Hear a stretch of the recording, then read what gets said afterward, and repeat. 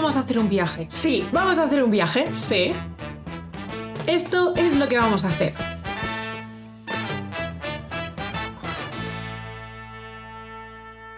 Desde pequeña que voy en bici. Mi padre me enseñó a ir en bici y desde entonces no he soltado la bici. La cosa es que en la adolescencia ya sí que fue bombazo de bici.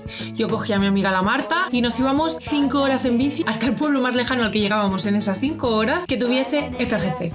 Y entonces del FGC volvíamos en tren para que nuestras madres no lo supieran. Bueno, que no lo supieran.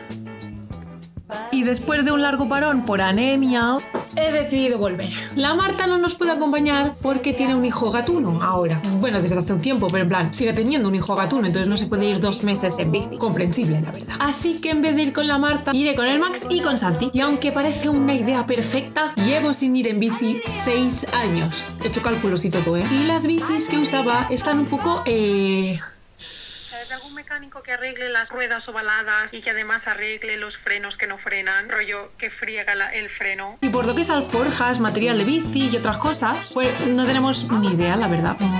No.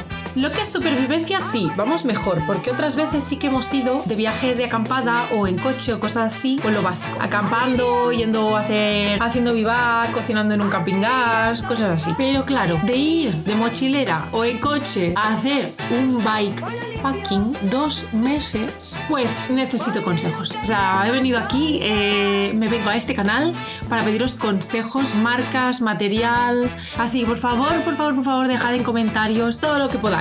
¡Adiós!